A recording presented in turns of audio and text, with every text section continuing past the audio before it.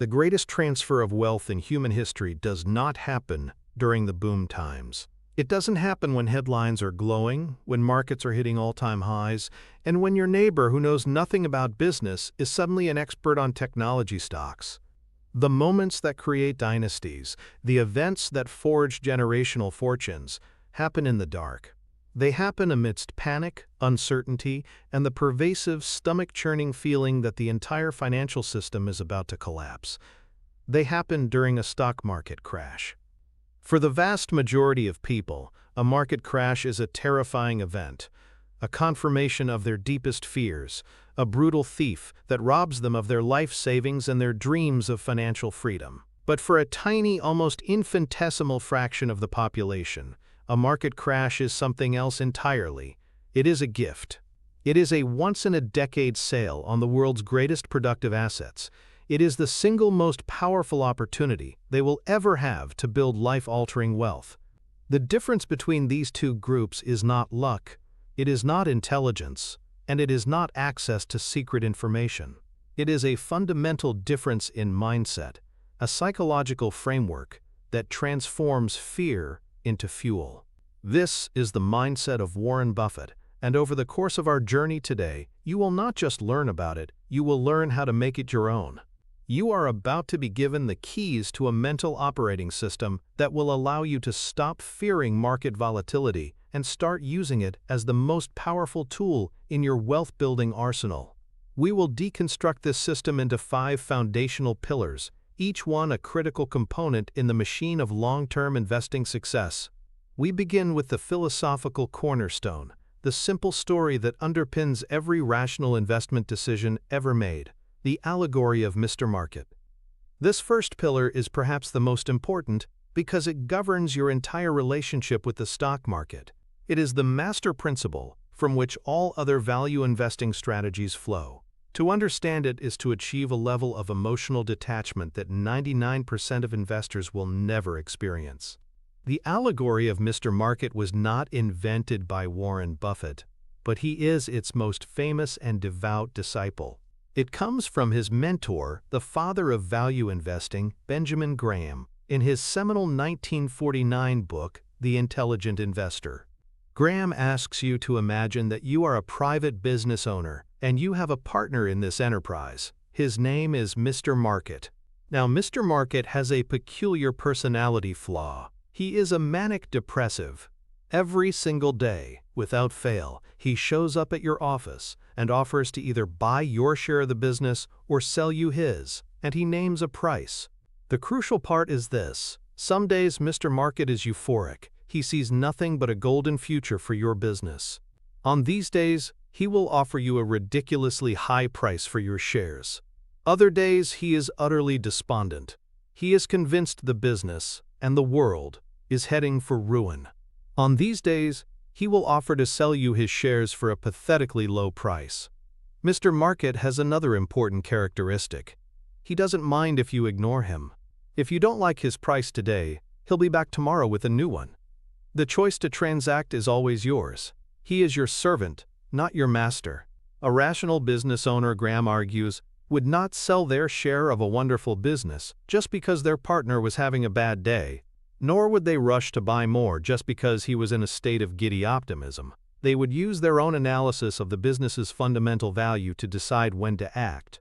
They would happily sell to Mr. Market when his price was absurdly high, and they would gleefully buy from him when his price was absurdly low. They would treat his daily quotes not as a measure of the business's true worth, but as an opportunity. Warren Buffett internalized this story so deeply that it became the bedrock of his entire investment philosophy. One of the most telling examples of him putting this into practice occurred during the brutal bear market of 1973 to 1974. This was a period of profound economic turmoil in the United States. The Nifty 50 bubble, a group of one-decision growth stocks that investors believed could be bought at any price, had just burst spectacularly. The country was grappling with the Watergate scandal, the resignation of a president, an oil crisis orchestrated by OPEC that sent gas prices soaring, and punishing stagflation, a toxic cocktail of high inflation and high unemployment. The stock market, as measured by the Dow Jones, was annihilated, falling nearly 45% over a period of about 20 months. This was not a minor correction. It was a soul-crushing collapse that wiped out years of gains and convinced an entire generation that stocks were a rigged game. For the average investor, Mr. Market wasn't just pessimistic.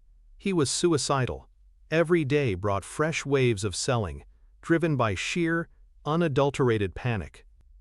The emotional context of this time cannot be overstated. It felt like the end of American prosperity. Yet in the midst of this chaos, what was Warren Buffett doing? He was calmly, methodically, and enthusiastically buying. He famously told a journalist during this period that he felt like an oversexed man in a harem. He was deploying capital with a clarity and conviction that seemed insane to the outside world. He wasn't buying obscure speculative companies. He was buying shares in some of America's finest businesses, which Mr. Market was offering at prices that made no logical sense relative to their long-term earning power. One of his most significant purchases during this time was the Washington Post Company. The company owned the iconic newspaper, Newsweek magazine, and several valuable television stations. In 1973, the entire company's market capitalization fell to around $80 million. Buffett did his homework. He looked past the screaming headlines and analyzed the assets. He calculated that the television stations alone were likely worth more than the entire $80 million price tag the market was putting on the company. In essence, Mr. Market was in such a state of despair that he was offering to sell Buffett the Washington Post newspaper and Newsweek for free, and then pay him to take the television stations off his hands. This was a classic Mr. Market moment. While the rest of the world saw a declining newspaper industry and a failing economy, Buffett saw a collection of high-quality assets being offered at a price born of pure panic, not rational analysis. He invested over $10 million, a huge sum for his partnership at the time, and built a substantial stake in the company. That investment would go on to compound into a fortune worth well over $1 billion, becoming one of the cornerstone investments of Berkshire Hathaway. He didn't do this because he had a crystal ball. He did it because he had completely divorced the daily price of the stock from the underlying value of the business. He saw Mr. Market's panic for what it was, a temporary emotional state, and a magnificent buying opportunity. He refused to let the market's mood dictate his own. This single anecdote encapsulates the power of the allegory. It provides the mental armor necessary to act rationally when everyone around you is succumbing to financial terror. It is the first and most critical step in transforming a stock market crash from a threat into the greatest wealth-building event of your lifetime. The Mr. Market allegory is not just a charming story, it is a powerful psychological hack that directly counteracts several of the most destructive cognitive biases hardwired into the human brain. The reason most investors fail during a market crash is because their brains are not designed for the modern financial environment. We are running on ancient software that was optimized for surviving threats on the African savanna, not for navigating the volatility of the S&P 500. The first and most powerful bias that Mr. Market neutralizes is herd mentality, also known as social proof. Humans are social creatures. For millennia, our survival depended on our ability to stick with the tribe. If everyone in your tribe suddenly started running, you didn't stop to analyze the situation. You ran too. The person who stopped to ask, "Is that a saber-toothed tiger or just the wind rustling the leaves?" was quickly removed from the gene pool. This instinct is deeply embedded in our neural circuitry. When we see a stock market crash, with red arrows filling the screen and headlines screaming about trillions of dollars being wiped out, our ancient brain interprets this as the tribe running for the hills. The instinct to sell, to join the herd, and flee from danger is overwhelming. It feels like the safest and most logical thing to do. The Mr. Market allegory shatters this instinct by reframing the situation. By personifying the market as a single unstable individual, you mentally separate yourself from the herd. You are no longer part of a panicked crowd. You are an independent business owner listening to a proposal from a single, unreliable partner. This simple act of personification creates a crucial psychological distance. You are no longer reacting to a faceless, omniscient force called the market. You are evaluating an offer from crazy Uncle Mr. Market. This allows your rational brain, your prefrontal cortex, to engage in the decision-making process, rather than letting your emotional, primitive brain, the amygdala, hijack your actions. Secondly, the allegory directly combats authority bias.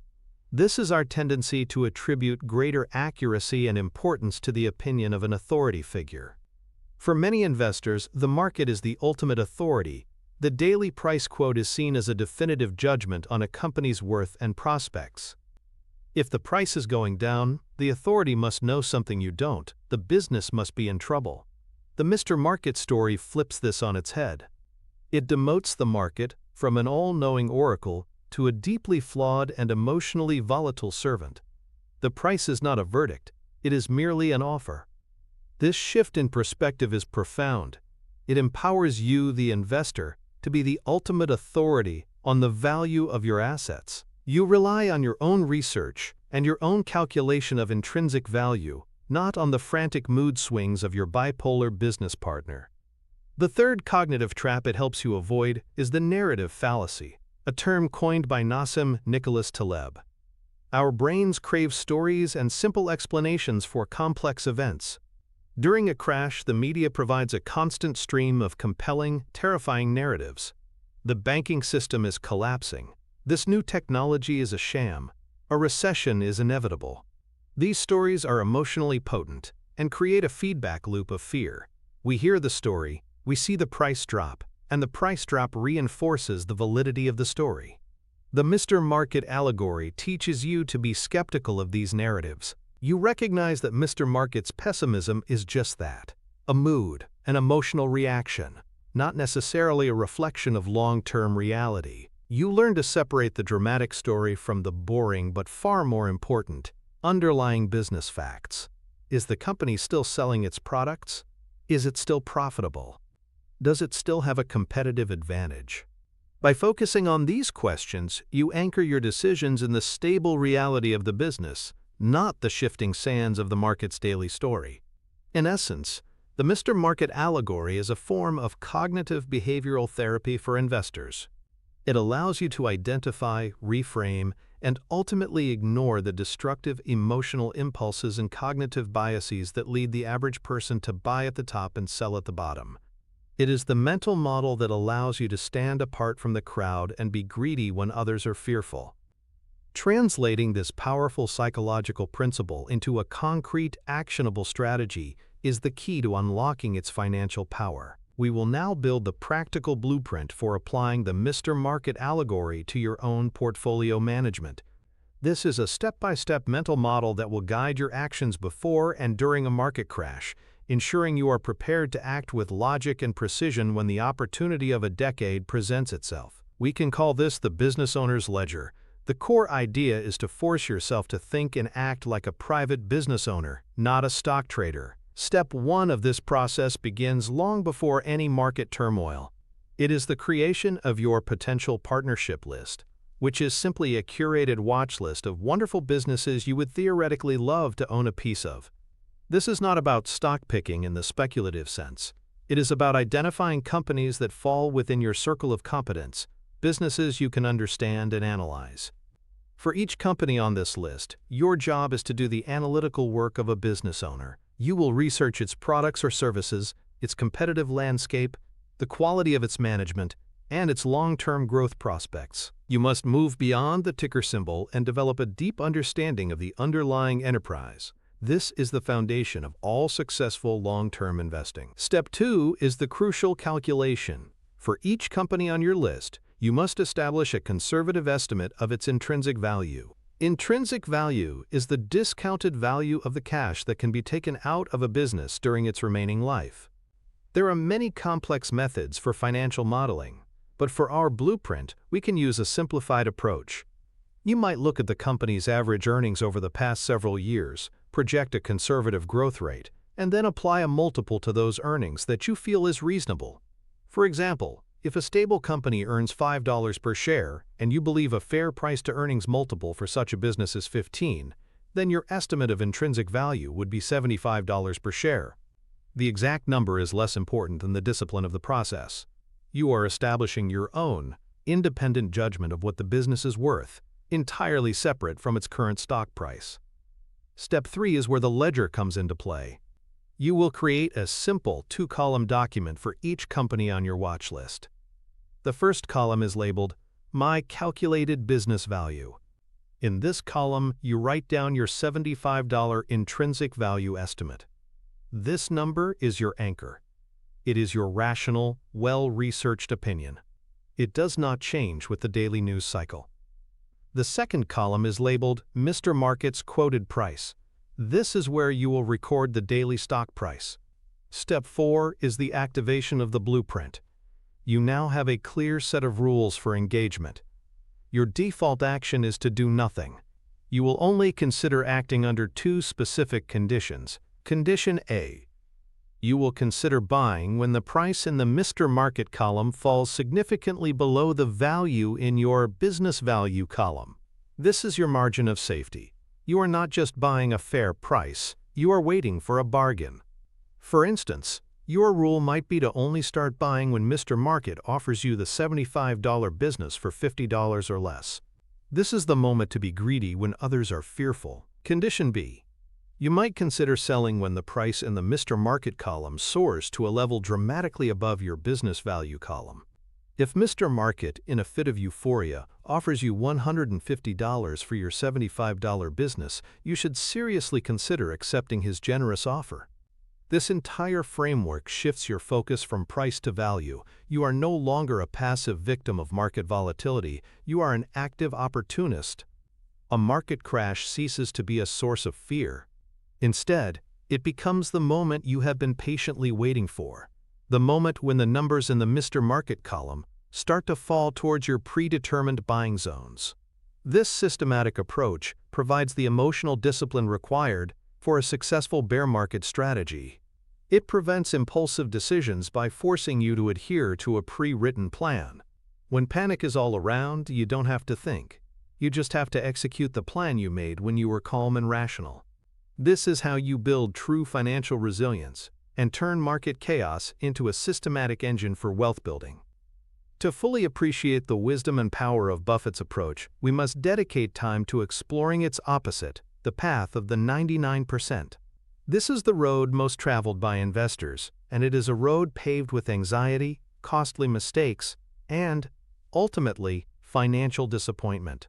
The antithesis of the Mr. Market mindset is what we can call the market as oracle fallacy. This is the default belief system for the untrained investor, and it is actively encouraged by the entire financial media ecosystem. In this worldview, the stock market is not a manic-depressive partner, it is an all-knowing, all-powerful deity. The daily stock ticker is not a series of offers. It is a stream of divine judgments, a real-time report card on the health and future prospects of every company and the economy as a whole. A person operating under this fallacy outsources their thinking entirely to the market. Their emotional state is directly tethered to the direction of the Dow Jones Industrial Average. On a green day, they feel smart, confident, and prosperous. On a red day, they feel foolish, anxious, and poor. This emotional roller coaster is exhausting, and it inevitably leads to a series of disastrous decisions. The first and most common mistake is constantly checking prices. The market as oracle follower is addicted to the ticker. They have stock apps on their phone's home screen, CNBC playing in the background, and they refresh their brokerage account balance multiple times a day. Each price fluctuation is interpreted as new, meaningful information. This behavior is incredibly destructive. It dramatically shortens their time horizon and forces them to react to meaningless noise. A business owner doesn't reappraise the value of their factory every 30 seconds based on momentary sentiment. Yet this is precisely what the typical investor does with their ownership stake in public companies. This constant monitoring amplifies emotional responses, particularly loss aversion, making them far more likely to panic during a downturn. The second mistake is confusing price with fundamentals. When a stock they own goes up, they automatically assume the underlying business must be doing better. When it goes down, they assume the business must be in trouble. This is a catastrophic analytical error. Stock prices can become completely detached from business reality for long periods. During the dot-com bubble, the prices of companies with no profits and no viable business model soared to the moon. The Oracle seemed to be saying these were the best businesses in history. During the depths of a crash, the prices of rock-solid, highly profitable companies can be cut in half. The Oracle seems to be saying they are on the verge of bankruptcy. The 99% believe the Oracle. They buy the bubble and sell the bust, a perfect recipe for destroying capital. A stark example of this is the behavior of retail investors during the COVID-19 crash in March 2020. The market fell over 30% in a matter of weeks. The narrative was terrifying. The global economy was shutting down. The market as Oracle was screaming, "Apocalypse!" Data from brokerage firms showed a massive spike in selling activity from retail accounts during the very bottom of the crash. People liquidated their portfolios, converting their temporary paper losses into permanent, real-world financial setbacks. They were acting on the Oracle's judgment. Then, just as quickly, the market began a ferocious recovery. Those who sold were left on the sidelines, watching in disbelief as the market recouped all of its losses and then soared to new highs. They had sold at the point of maximum pessimism, precisely when the Mr. Market disciple was buying with both hands. This is the path of the 99%. It is a reactive, emotional, and undisciplined approach that guarantees poor long-term results. It treats the market as a master to be feared and obeyed, rather than a servant to be utilized. Understanding this flawed approach is essential, as it highlights the profound competitive advantage you gain simply by adopting the rational framework of the Mr. Market allegory. The philosophical and psychological advantages of the Mr. Market allegory are profound, but their ultimate importance lies in their direct and quantifiable impact on your financial bottom line. Adopting this mindset is not an intellectual exercise. It is a strategic decision that translates into a massive, tangible financial advantage over your investing lifetime. Let's break down exactly how this principle manifests in your portfolio and on your balance sheet. The single most destructive action an investor can take is panic selling during a market crash. The Mr. Market framework is the ultimate defense against this catastrophic error. Consider a simple, concrete example. Imagine two investors, Investor A and Investor B, who both start with a $100,000 portfolio at the beginning of 2008. The great financial crisis hits, and over the next year, the market falls by 50%. Both portfolios are now worth $50,000. Investor A follows the 99% path. The market as Oracle is screaming that the global financial system is ending. Overwhelmed by fear, Investor A sells everything at the bottom in early 2009, locking in a $50,000 loss. They move their money to cash, vowing to wait until things are safe again. Investor B, our Mr. Market disciple, views the situation differently. They see that the underlying businesses they own are still operating, still have value, and that Mr. Market is simply in a state of profound depression. They do nothing. They hold their positions. Now, let's track the financial consequences. The market begins its long recovery. Investor A, waiting for safety, misses the initial explosive rally off the bottom. Psychologically, it's very difficult to buy back in after the market has already risen 20% or 30% off its lows. It feels like you've missed it. They likely wait until 2011 or 2012, when the headlines are positive again, to reinvest their $50,000.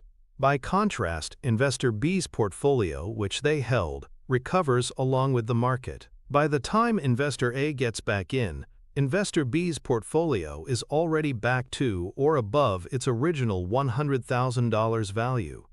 Fast forward 10 years. Due to the power of compounding, Investor B's portfolio is now worth several $100,000. Investor A's portfolio is significantly smaller, having missed the most crucial years of the recovery. The difference in their final net worth is not due to a difference in stock-picking skill. It is entirely the result of one catastrophic decision made during a period of panic, a decision that the Mr. Market mindset is specifically designed to prevent. But the financial connection goes deeper than just preventing value destruction. It is also about proactive value creation. The true power of a stock market crash is the opportunity it presents for capital allocation. Let's add an Investor C to our scenario. Investor C is also a Mr. Market disciple, but they were prepared. They not only held their existing positions, but also had a cash reserve of $20,000 ready for just such an occasion. As the market plummeted in late 2008 and early 2009, they began deploying that cash, buying more shares of the great companies on their watch list at fire sale prices. Their cost basis is now significantly lower than even Investor B's. When the market recovers, their portfolio doesn't just return to its previous value, it slingshots past it.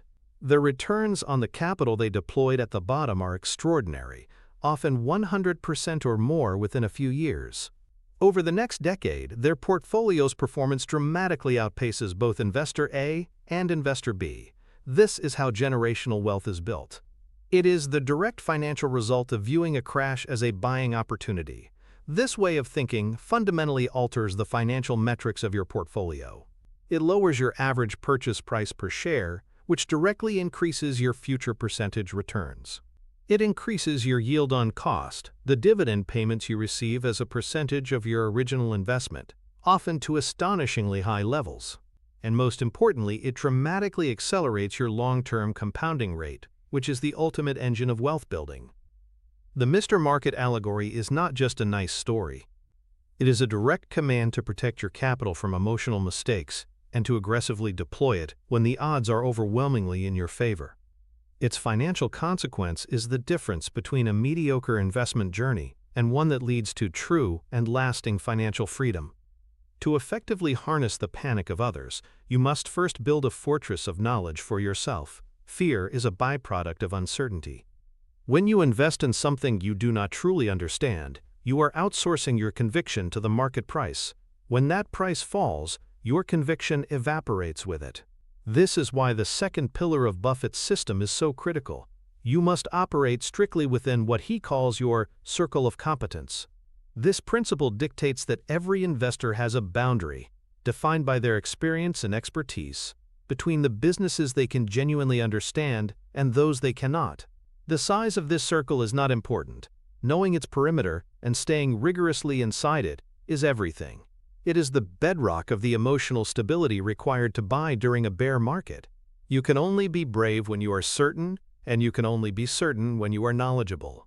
This is the ultimate antidote to the fear that paralyzes the 99% of investors who wander into territories they do not comprehend.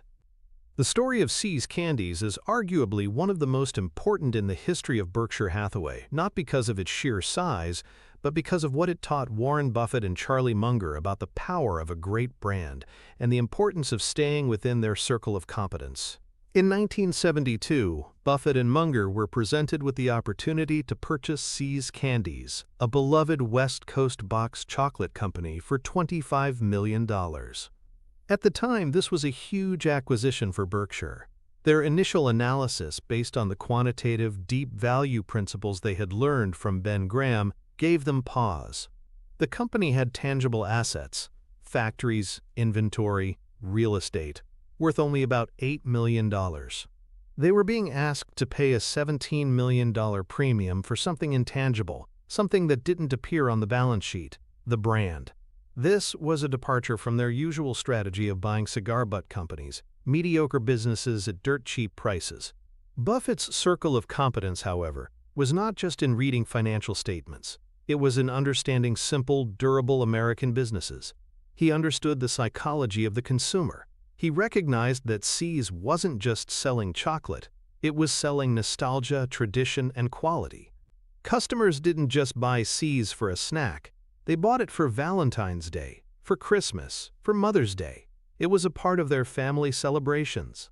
This gave the company tremendous pricing power. If the cost of cocoa went up, See's could raise the price of its chocolates, and its loyal customers would happily pay it. They weren't going to risk disappointing their mother on her birthday by switching to a cheaper, unknown brand. This deep understanding of the business's qualitative aspects gave Buffett the conviction to pay the premium. He knew the value of the brand was real, even if it was invisible. He understood the business model inside and out. It was simple. People gave them money, they used it to make chocolates, and then they sold the chocolates and collected the profits. There was no complex technology, no risk of obsolescence, just a timeless product with a powerful emotional connection to its customers. The acquisition was a phenomenal success. See's Candies went on to generate cumulative pre-tax earnings for Berkshire Hathaway of well over $2 billion, requiring very little additional capital investment.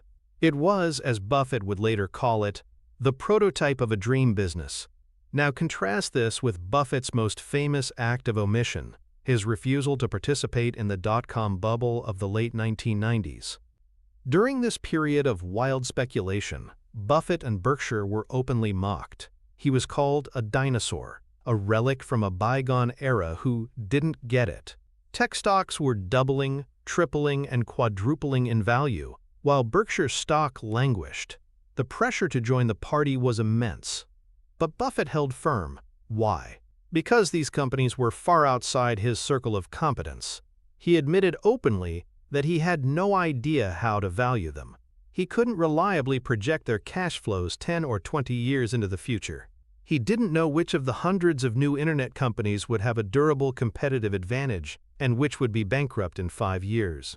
Because he didn't understand them, he couldn't form the independent conviction necessary to invest. To buy them would have meant relying on the market's opinion, the very sin the Mr. Market allegory warns against. He knew that if he bought a tech stock and it fell by 50%, he would have no intellectual anchor. He wouldn't know if it was a temporary mispricing or the beginning of a slide to zero. This uncertainty would lead to fear, and fear would lead to panic selling. So he did nothing. He patiently sat out the mania, preserving his capital, and when the bubble burst in 2000-2001, wiping out trillions of dollars of speculative wealth, Buffett was vindicated. His discipline to stay within his circle of competence didn't just help him avoid catastrophic losses, it preserved his capital and his emotional equilibrium, leaving him ready for the next true buying opportunity. This is the dual power of the principle. It guides you toward investments you can hold with conviction and steers you away from the speculative manias that destroy portfolios. The psychological principle underpinning the circle of competence is a direct countermeasure to one of the most pervasive and dangerous cognitive biases affecting investors, the Dunning-Kruger effect, coupled with the overconfidence bias. The Dunning-Kruger effect is a cognitive bias whereby people with low ability at a task overestimate their ability. In essence, they are too incompetent to recognize their own incompetence. This is rampant in the world of investing. A novice investor might have a few lucky successes in a bull market, perhaps buying a popular technology stock that goes up, and they begin to mistake luck for skill. Their initial success inflates their ego, leading to a dangerous level of overconfidence. They believe they have a special talent for picking stocks, and this newfound confidence encourages them to venture further and further outside of any area of genuine expertise they might have. They start making bets on complex industries like biotechnology, cryptocurrency, or geopolitical commodities, about which they know virtually nothing. They are standing on what Dunning and Kruger called Mount Stupid, the peak of confidence that comes with minimal knowledge. This psychological setup is a time bomb, waiting for a market crash to detonate. When market volatility strikes and their speculative bets begin to unravel, these overconfident investors have no intellectual foundation to fall back on. Their conviction was based entirely on the stock's recent upward price movement. They don't understand the business's fundamentals, its competitive position, or its long-term prospects. All they know is that the price is falling, and the story they told themselves is breaking down. The overconfidence that propelled them into the investment shatters, and is instantly replaced by its polar opposite, sheer panic. They have no tools for analysis, only the raw emotion of fear. The Dunning-Kruger effect creates the illusion of knowledge, and a market crash exposes that illusion in the most brutal way possible. The circle of competence is a powerful antidote because it is an exercise in intellectual humility. It forces you to conduct an honest self-assessment of what you truly know and what you don't. It demands that you replace baseless confidence with earned conviction. When you operate within your circle, your confidence is not derived from a rising stock price, but from a deep, fundamental understanding of the business itself. You've studied its history, you understand its revenue streams, you've analyzed its competitors, and you have a rational basis for projecting its future success. This earned conviction is what allows you to withstand the psychological onslaught of a market crash. When the price of a company you know inside and out falls by 30%, your reaction is not panic. Your first thought is, has something fundamentally changed about the business to invalidate my thesis? If the answer is no, if the company's long-term earning power remains intact, then the price drop is not a threat, it is an opportunity. Your deep knowledge acts as a psychological anchor in a sea of emotional turmoil. It allows you to calmly assess the situation and even view the lower price as a chance to increase your ownership stake at a more attractive valuation. By consciously defining and adhering to your circle of competence, you are preemptively disarming the Dunning-Kruger effect. You are trading the fragile, unearned confidence of the novice for the resilient, earned conviction of the expert. This is the mental shift that separates investors who are victims of market crashes from those who are beneficiaries.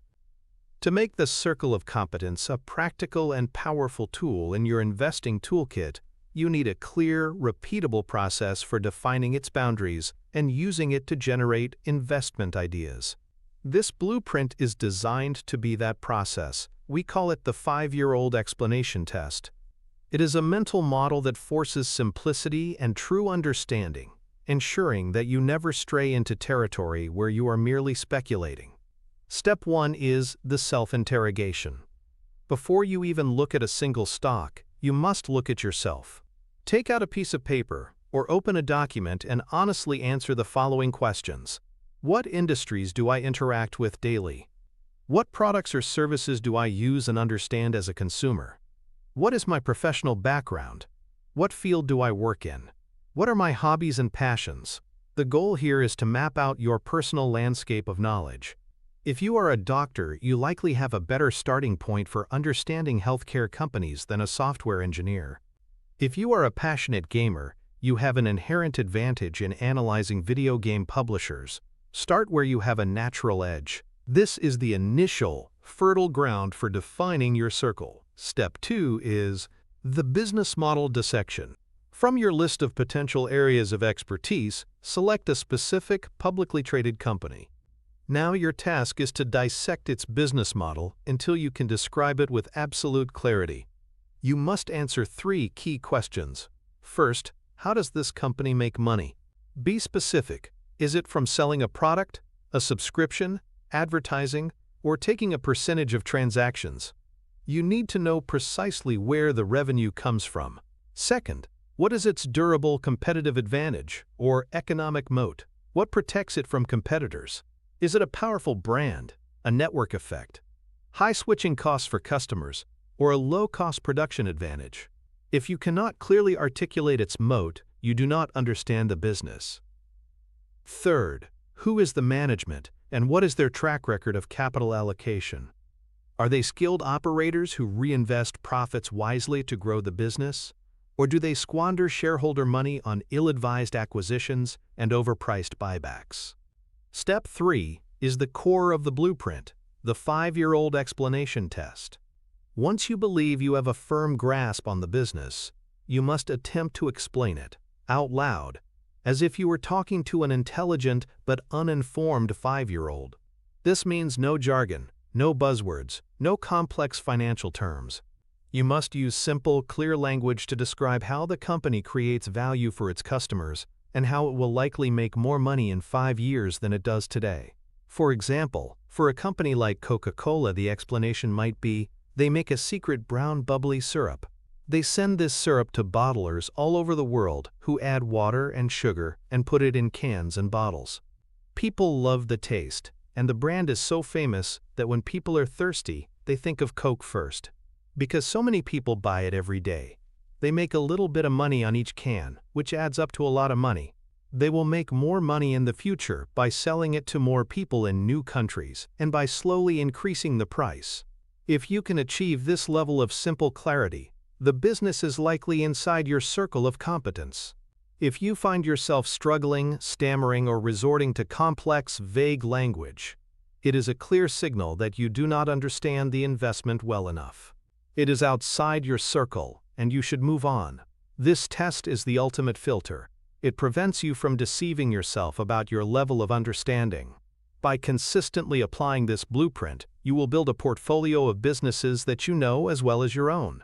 This deep, fundamental knowledge is the source of the conviction you will need to not only survive a market crash, but to act decisively and intelligently when others are paralyzed by fear.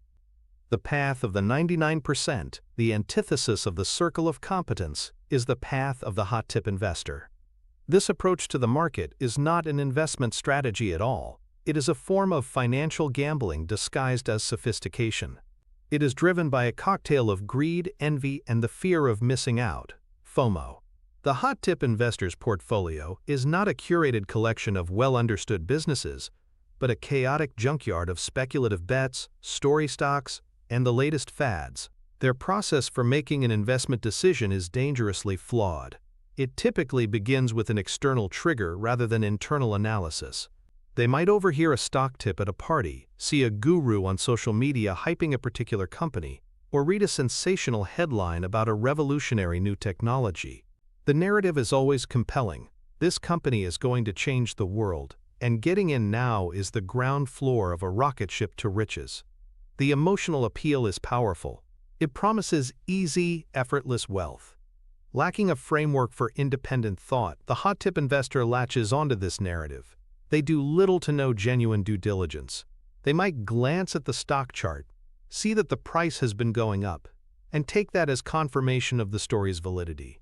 They confuse a rising stock price with a successful business. They don't read the company's annual report, they can't name its CEO, and they certainly can't explain its business model or competitive advantages. They are not investing in a business. They are buying a lottery ticket with the ticker symbol attached. The portfolio of such an investor is a direct reflection of this haphazard process. It will contain a random assortment of holdings from sectors they know nothing about. There might be a Canadian cannabis company, a Chinese electric vehicle startup, a cryptocurrency they can't define, and a biotech firm with a drug in early-stage trials. There is no unifying theme, no strategic logic, just a collection of hopes and dreams. This house of cards is stable only as long as the bull market rages on and the stories remain intact. The moment a market crash begins, the entire structure collapses.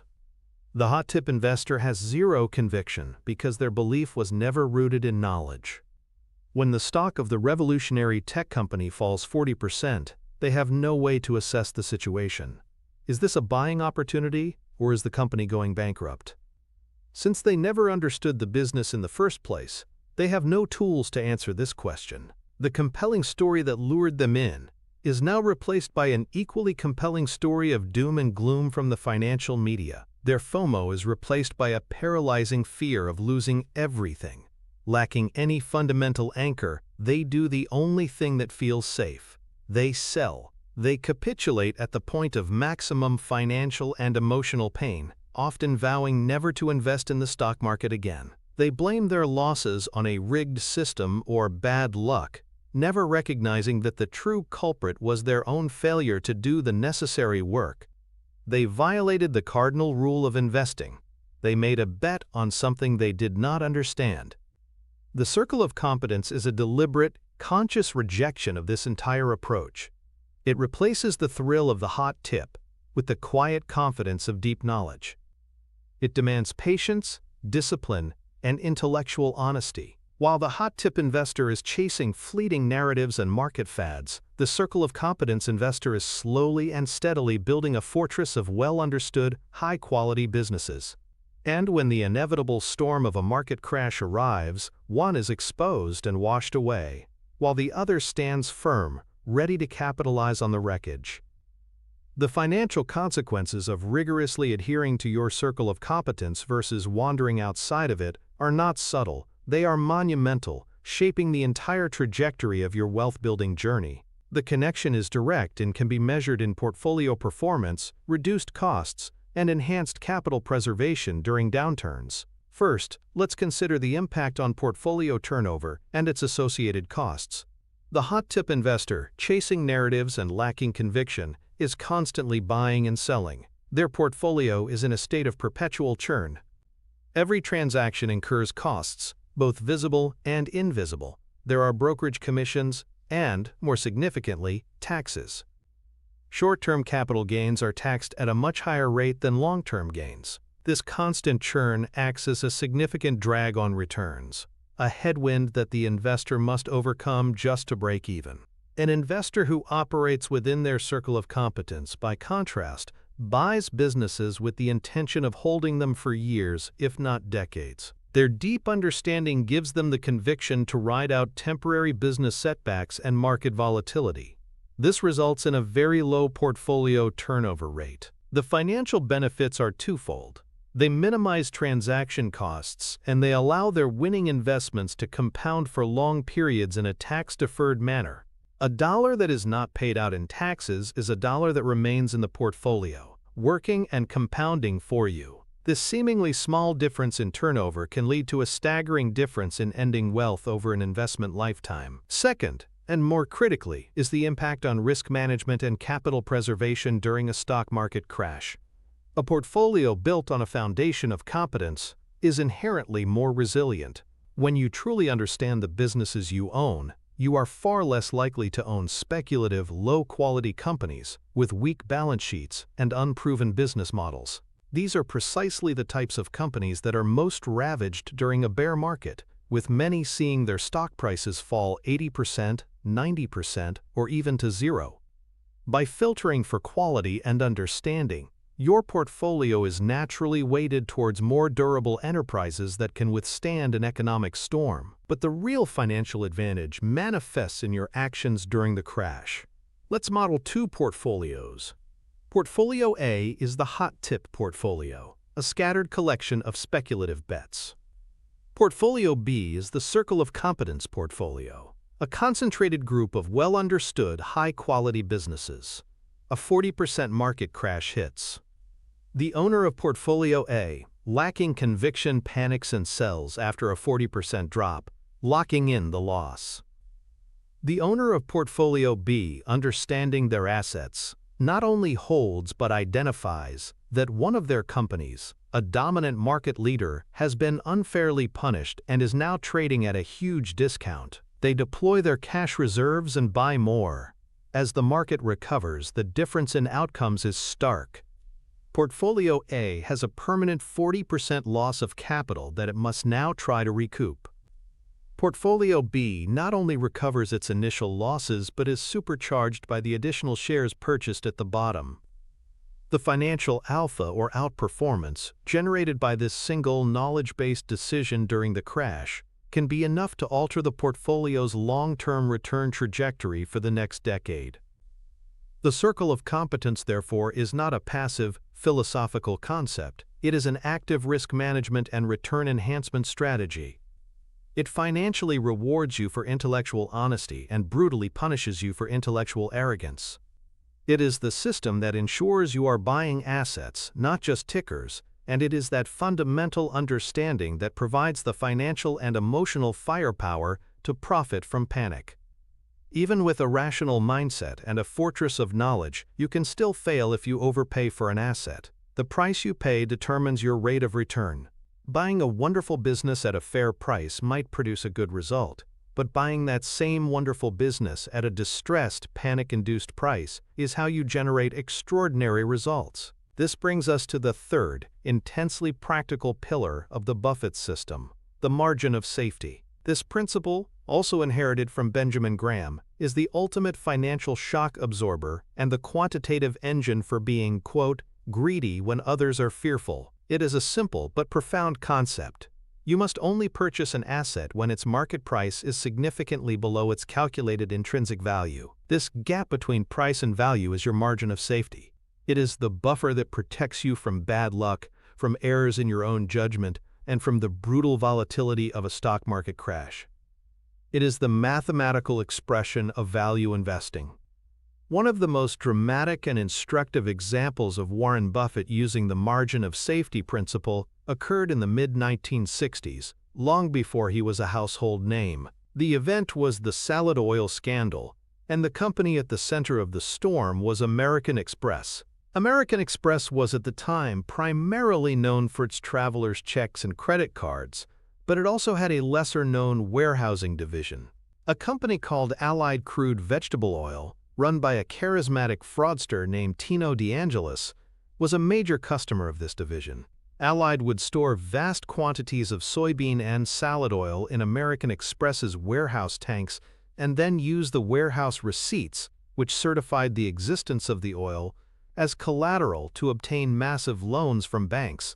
The problem was, the tanks were mostly filled with seawater, with only a thin layer of oil floating on top. When the fraud was discovered in 1963, Allied Crude went bankrupt, leaving its lenders holding worthless receipts for non-existent oil.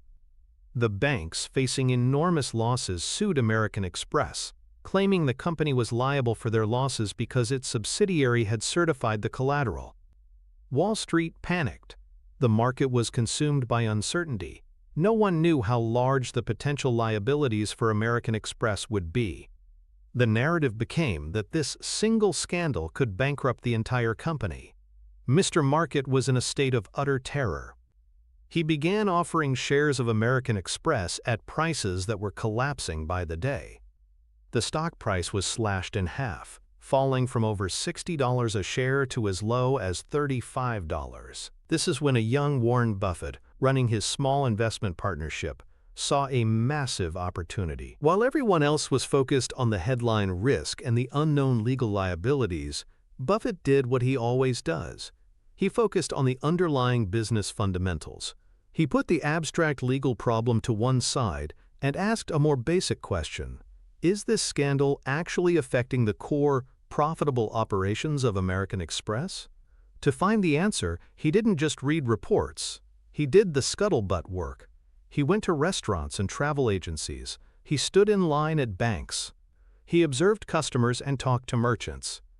What he saw was that people were still using American Express travelers' checks and credit cards, just as they had before. The brand's trust with the end consumer was largely intact. The scandal, while serious, was contained to a small, non-core part of the business. Next, he did the math. He calculated the company's earning power from its main lines of business and determined that the company was likely worth at least its old price of $60 per share, and probably more. He also did a worst-case analysis of the potential legal losses from the scandal and concluded that even under the most pessimistic scenario, the company's powerful earnings engine could absorb the hit. At a market price of $35, Mr. Market was offering him a $60 business for little more than 50 cents on the dollar. This was an enormous margin of safety. The gap between the panic-induced price and the rational business value was a chasm. Buffett acted decisively. He made American Express the single largest investment in his partnership, allocating a staggering 40% of his fund's assets to the stock. It was an incredibly concentrated, contrarian bet, made possible only by the huge margin of safety. The outcome was spectacular. Over the next few years, the legal issues were resolved for a manageable sum. The market realized the core business was unharmed, and the stock price soared. Buffett's investment more than doubled, generating a massive windfall for his partners. This story is the perfect encapsulation of the margin of safety in action. A negative headline creates widespread fear. The market overreacts, selling off a great business to a price far below its intrinsic value. A rational investor does the work, quantifies the value, recognizes the discount, and uses that margin of safety to make a bold, high-conviction investment that ultimately proves to be incredibly profitable. The psychological power of the margin of safety is directly linked to one of the most fundamental principles of behavioral economics: loss aversion. Pioneering research by psychologists Daniel Kahneman and Amos Tversky demonstrated that, for the human brain, the pain of a loss is psychologically about twice as powerful as the pleasure of an equivalent gain. Losing $100 feels as bad as gaining $200 feels good. This asymmetry in our emotional response has profound implications for investor behavior. It is the primary reason why market crashes are so psychologically devastating and why so many people panic and sell at the worst possible time. When an investor sees their portfolio decline by 20%, 30%, or 40%, the emotional pain is intense. The loss aversion instinct screams at them to make it stop. The easiest way to stop the pain is to sell, to exit the market and escape the source of the agony. This powerful primal urge often overrides any rational, long-term plan the investor might have had. The margin of safety acts as a powerful psychological buffer against this destructive instinct. It is a preemptive dose of emotional anesthetic. When you buy a stock with a significant margin of safety, for example, buying a business you valued at $100 for a price of $50, you are building a mental cushion into the very foundation of your investment. Your mindset is fundamentally different from someone who bought the same stock at $95. Let's trace the psychological experience during a downturn. The market begins to fall. The stock price drops from $50 to $40. If you bought at $95, you are now down over 55%. Your loss aversion is firing on all cylinders. Panic is a near certainty. However, if you bought at $50, your thought process is entirely different. Yes, you have a 20% paper loss, which is unpleasant, but your primary thought is not, "I'm losing so much money." Instead, it is, "I knew this business was worth $100 when I bought it at $50. Now the market is offering it to me at $40. This bargain just got even better." Your anchor is not your purchase price. Your anchor is your independent calculation of intrinsic value. The margin of safety reframes the narrative in your mind. A price decline is not just a loss. It is an enhancement of the original opportunity. It shifts your emotional response from fear to greed. This psychological fortification is what enables the contrarian action that Buffett advocates. It is far easier to be greedy when others are fearful, when you know that the prices you are paying are already deeply discounted from a conservative estimate of true worth. The margin of safety also protects you from what Charlie Munger calls man with a hammer syndrome, the tendency to believe you are more intelligent than you actually are. Even the most brilliant investors make mistakes in their valuation. A business's future prospects might not be as rosy as they appeared. The margin of safety provides a cushion for these inevitable errors of judgment. If you value a business at $100 and buy it at $90, but it turns out to be worth only $80, you've suffered a permanent loss of capital. But if you insisted on a 50% margin of safety and bought it at $50, your flawed analysis is still cushioned. You bought an $80 business for $50 and still have a profitable investment. It transforms potential disasters into mediocre outcomes, and it transforms good ideas into spectacular successes. It is, in essence, a system for stacking the odds so heavily in your favor that it becomes psychologically and financially difficult to lose over the long term. To implement the margin of safety principle systematically, you need to move beyond the abstract concept and adopt a practical, repeatable blueprint for valuation and purchase decisions. This mental model will serve as your quantitative filter, ensuring that you only deploy capital when the odds are overwhelmingly in your favor. We'll call this the intrinsic value discount blueprint. It consists of a disciplined, four-step process. Step 1 is the conservative earnings power assessment. The first task is to determine a reliable and conservative figure for the company's underlying earning power.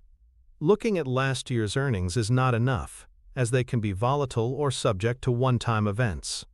A more robust approach is to look at the average earnings per share (EPS) over a longer period, such as the last 5 or even 10 years. This smooths out the bumps of the business cycle and gives you a more normalized view of what the company can consistently generate. For a growing company, you might use the current year's earnings but apply a very conservative growth rate projection for the future, far lower than what Wall Street analysts might be forecasting. The key word in this step is conservative. You are intentionally trying to understate the company's prospects to build the first layer of safety into your calculation. Step 2 is the fair value multiple assignment. Once you have your conservative earnings power figure, you need to decide what multiple of those earnings a rational private buyer would be willing to pay for the entire business in a normal market environment. This is your price-to-earnings PE multiple. This is not a guess. It should be based on factors like the company's historical valuation range, the multiples of its direct competitors, and most importantly, the quality and predictability of the business. A stable, wide-moat business like a utility or a consumer staple might deserve a higher multiple, perhaps 15 to 20x earnings, while a more cyclical or competitive business might only warrant a lower one, perhaps 10 to 12x earnings. Again, be conservative. It is better to assign a slightly lower multiple and be pleasantly surprised than to be overly optimistic. Step 3 is the intrinsic value calculation. This is the simplest part of the process. You multiply your conservative earnings power per share from Step 1 by your fair value multiple from Step 2. The result is your calculated estimate of the company's intrinsic value per share.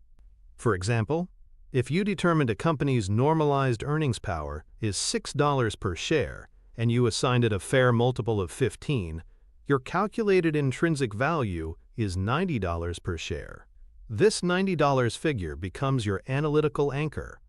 It is your benchmark of true worth, derived from your own conservative analysis, entirely independent of the current gyrating stock price.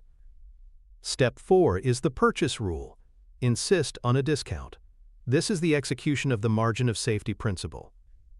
You create a hard rule for yourself that you will not, under any circumstances, purchase the stock unless it is trading at a significant discount to your calculated intrinsic value. A common threshold for value investors is a 30% to 50% discount.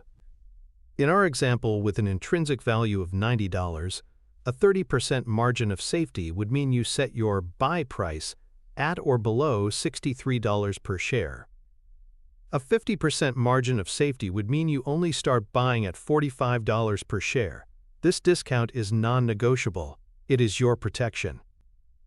During a bull market, you may find that none of the great companies on your watch list ever reach your buy zone. That is fine. Your job is to wait patiently. A stock market crash is the event that brings these prices to you. It is the catalyst that delivers the magnificent discounts this blueprint demands. By following this disciplined process, you turn value investing into a science rather than an art. You remove emotion and guesswork and replace it with a clear, quantitative framework for making one of the most important decisions in your financial life, the price at which you are willing to deploy your hard-earned capital. The antithesis of the margin of safety principle is a widespread and deceptively appealing behavior known as buying the dip.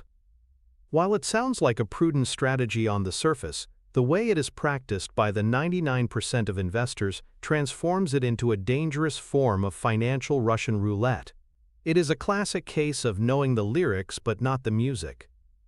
The buy-the-dip investor understands the general idea of buying low, but they completely miss the crucial, underlying concept of value. Their entire process is driven by price action, not by fundamental analysis. Their logic is simplistic and flawed. This stock used to be $150. Now it's $100. It's on sale. I should buy it. They anchor their perception of value to a recent, often arbitrary, high price. They see the 33% decline not as a potential warning sign, but purely as a discount. The critical question they fail to ask is, was the stock even worth $150 in the first place? During a speculative bubble, it is common for stocks to trade at prices that are completely divorced from their underlying business reality. The dip from an absurdly overvalued price to a merely very overvalued price is not a bargain, it's a trap. This is how investors get caught in value traps, companies that appear cheap based on their price decline, but are actually expensive relative to their deteriorating fundamentals. The business itself is failing, and the falling stock price is simply reflecting that new reality. Buying the dip in such a company is like trying to catch a falling knife.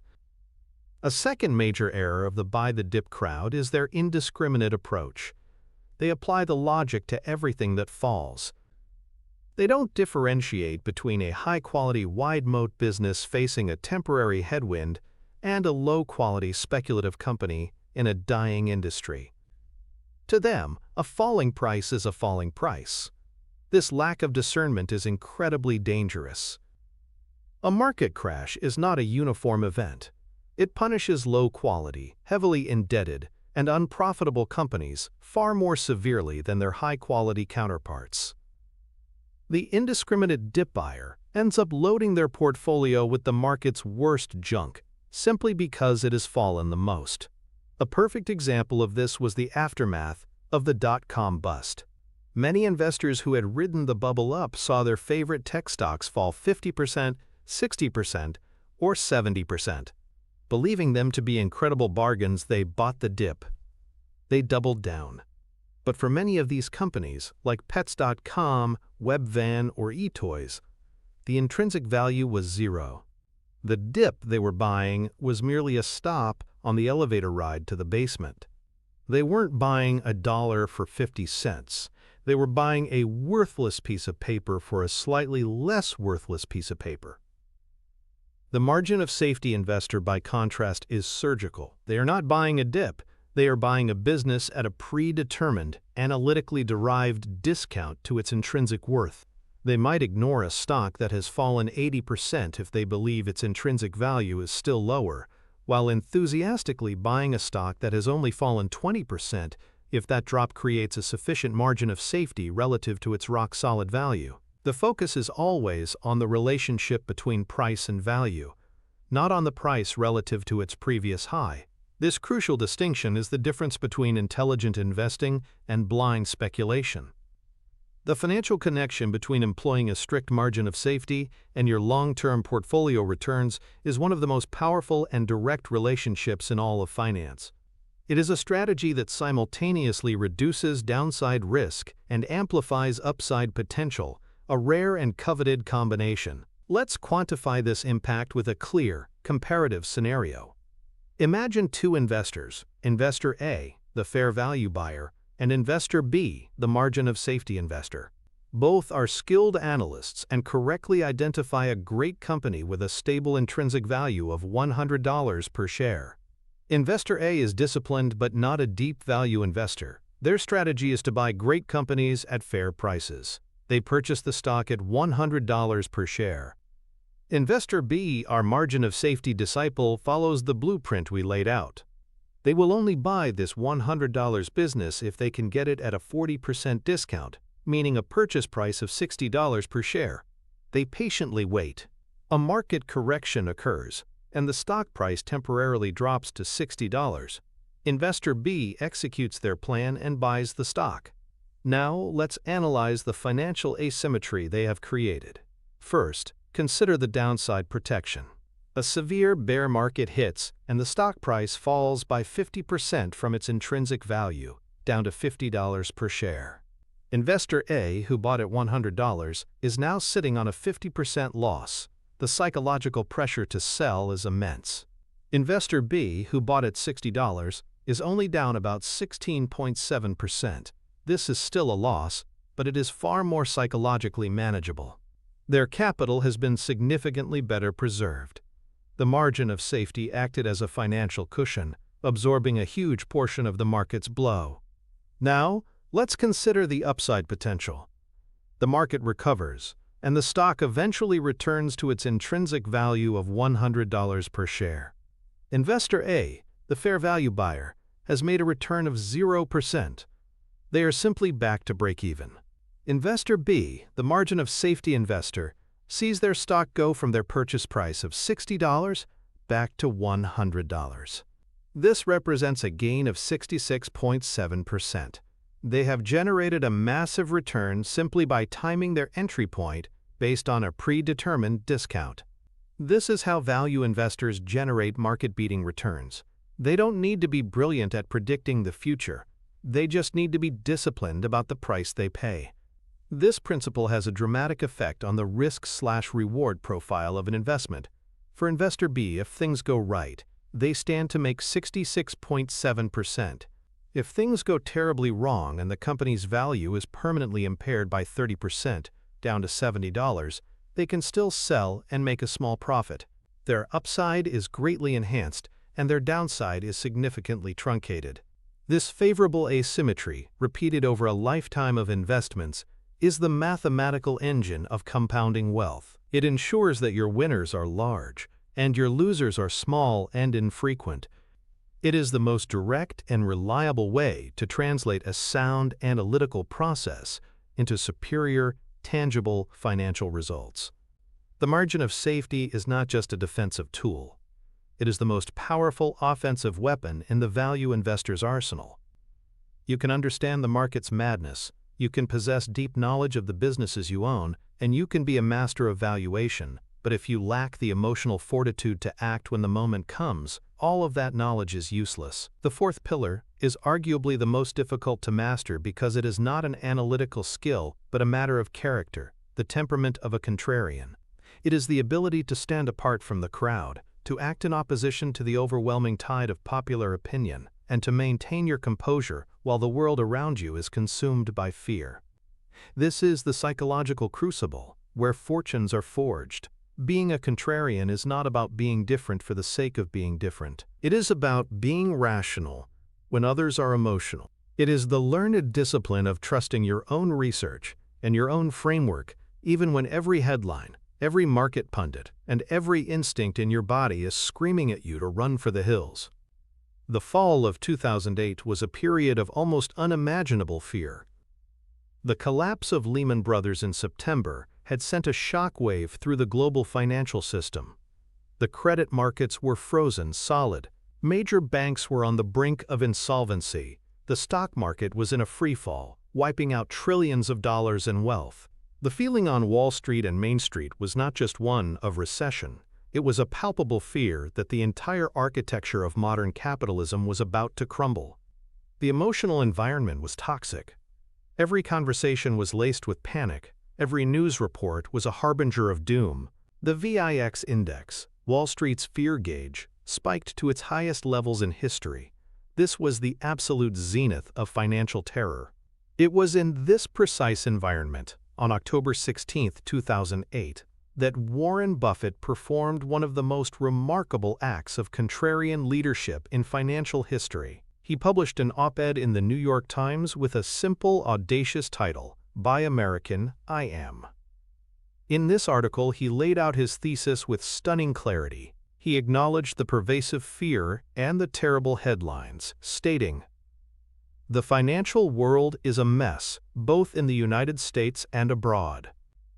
Its problems have been leaking into the general economy, and the leaks are now turning into a gusher." But then he pivoted. He explained that a simple rule dictates his buying. Be fearful when others are greedy, and be greedy when others are fearful.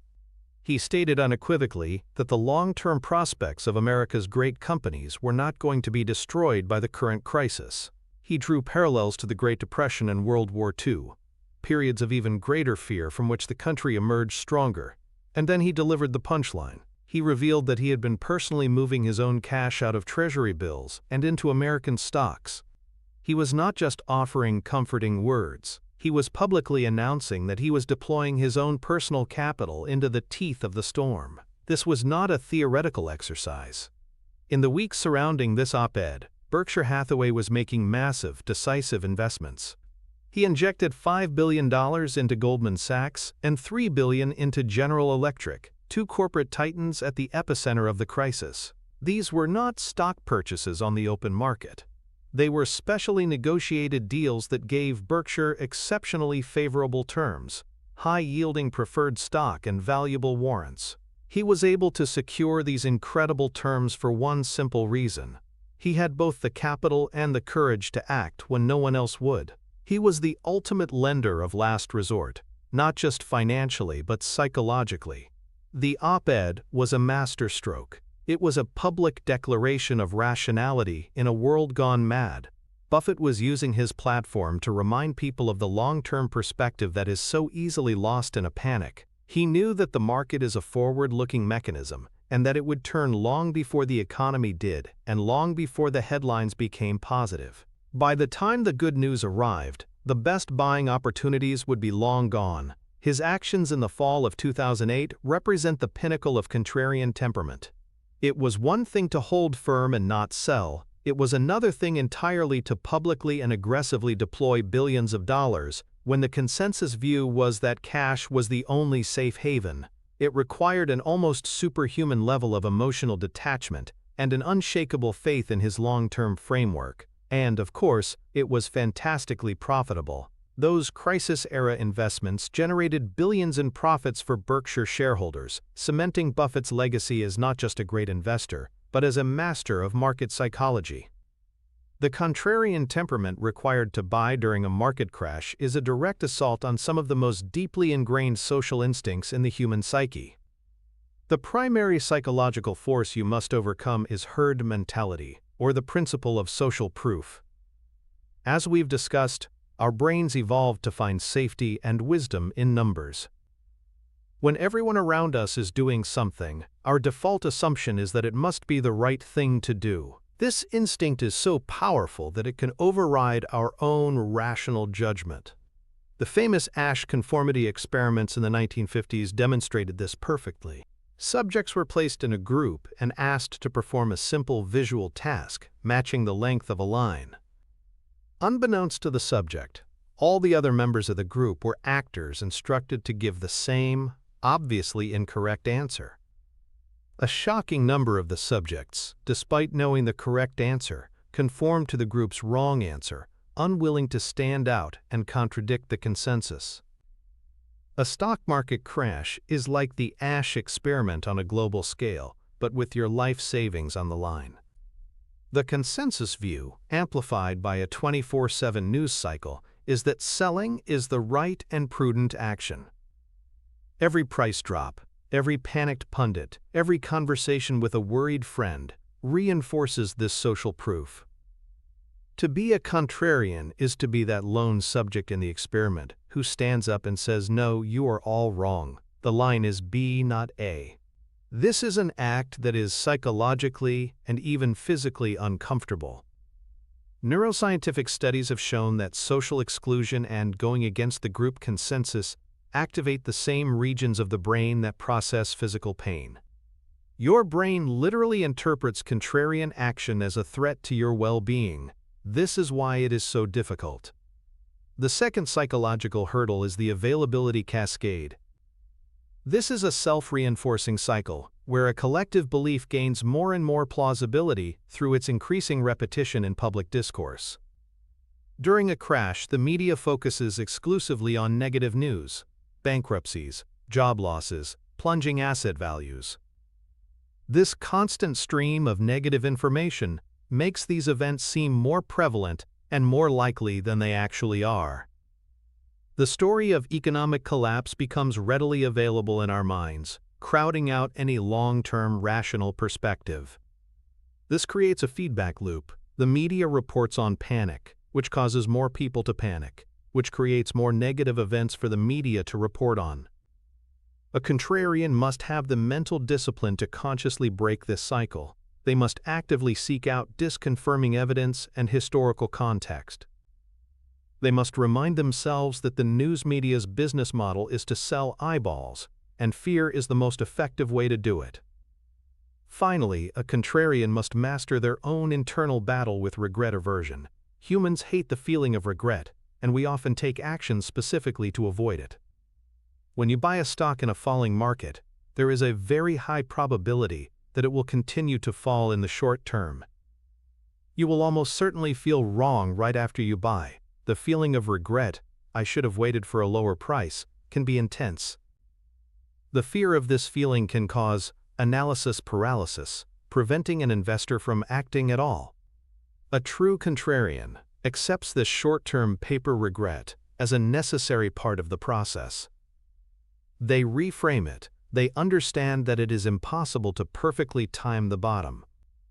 Their goal is not to buy at the absolute lowest price, but to buy at a price that offers a significant margin of safety. They embrace the discomfort of being temporarily wrong on their way to being right in the long run. Mastering these psychological hurdles is the essence of developing a contrarian temperament. It requires self-awareness, emotional discipline, and a deep-seated trust in your own analytical framework over the powerful primal instincts of the herd. Building a contrarian temperament is not an innate skill. It is a muscle that can be developed through conscious practice and the use of specific mental models. This blueprint, the Fear and Greed Checklist, is a tool designed to be used in the heat of battle during the height of market panic. It is a systematic process that forces you to engage your rational brain when your emotional brain is trying to take over. You should write this checklist down and keep it accessible, ready to be deployed when you feel the first pangs of fear. Question 1. Is my decision based on price action or business fundamentals? This is the first and most critical question. You must honestly ask yourself, am I feeling the urge to sell because the stock's price has gone down, or have I received new information that has permanently and negatively altered the long-term earning power of the underlying business? The vast majority of the time during a market-wide panic, the reason is the former. The business itself is likely unchanged. This question forces you to return to your original investment thesis. It reminds you that you are an owner of a business, not a renter of a stock. Question 2. Is the narrative I'm consuming focused on emotion or facts? During a crash, you are being bombarded with information. You must become a critical media consumer. Ask yourself, is this news report I'm watching designed to inform me with long-term data and context, or is it designed to trigger an emotional response of fear? Look for the language being used.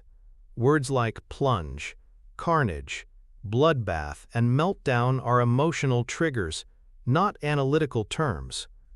This question prompts you to turn off the noise of financial television and instead go back to primary sources: the company's annual report, investor presentations, and your own valuation work. Question 3. Has my original investment thesis been permanently impaired? This is a direct follow-up to the first question and requires a rigorous, honest review. Pull out the notes you made when you first bought the company. What were the key reasons you invested? Was it the strength of the brand, its dominant market share, its pristine balance sheet? Go through these reasons one by one and ask if the current economic environment has permanently broken any of them. A temporary decline in sales during a recession is not a permanent impairment. A company losing its key patent or its brand being irrevocably damaged is. This structured review prevents you from making a vague, fear-based decision and forces a logical, thesis-driven reevaluation. Question 4. If I had spare cash and didn't own this stock, would I be an enthusiastic buyer at today's price? This is the ultimate test of your conviction. This question reframes the situation from one of fear and loss to one of opportunity. By mentally removing your existing position, you eliminate the emotional baggage of your purchase price and the pain of your paper loss. You are forced to evaluate the investment case with fresh eyes, based solely on the current price and your assessment of its intrinsic value. If your honest answer is yes, this is an incredible bargain, then selling would be the height of irrationality. In fact, it's a strong signal that you should be considering buying more. By methodically working through this 4-question checklist, you create a circuit breaker for panic.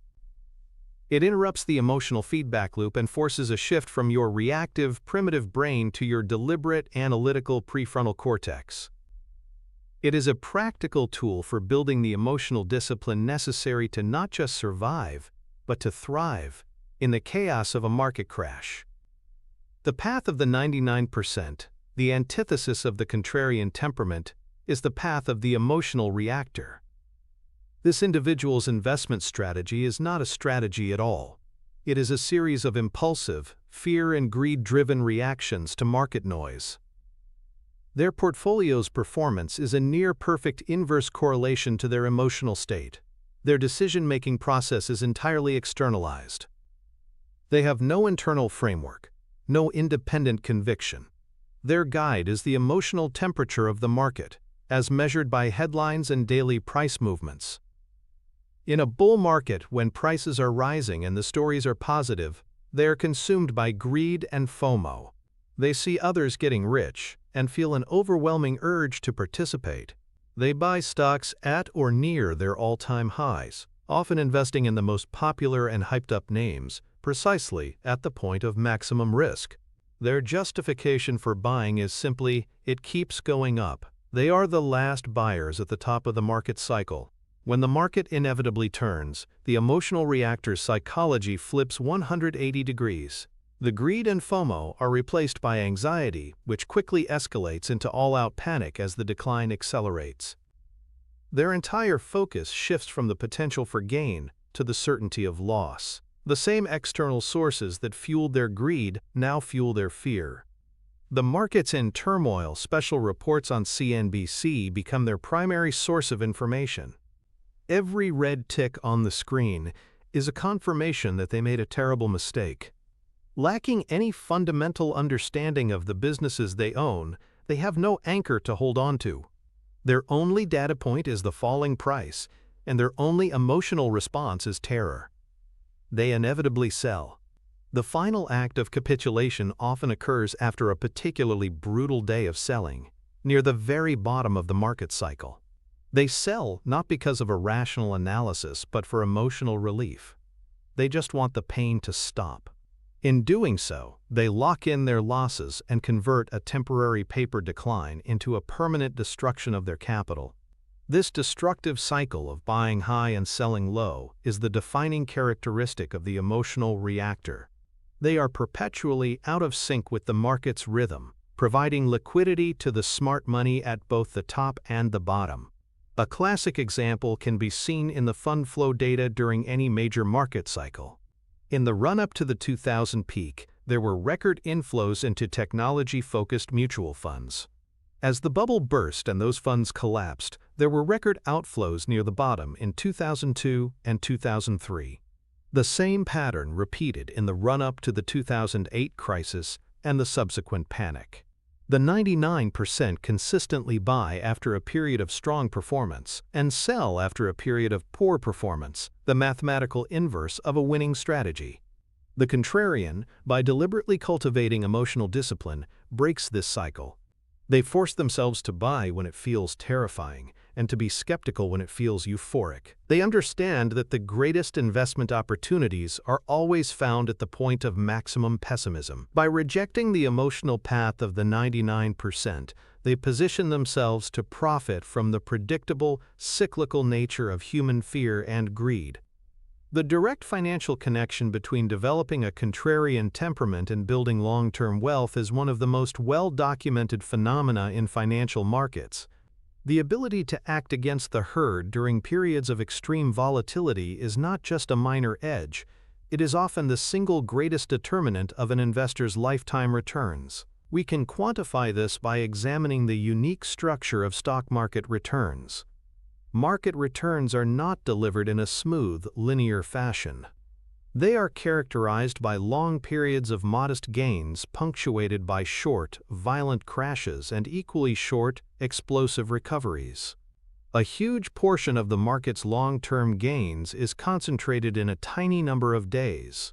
A study by J.P. Morgan Asset Management, for example, analyzed a 20-year period and found that if an investor had missed just the 10 best days in the S&P 500 over that entire 5,000 trading day period, their total return would have been cut in half.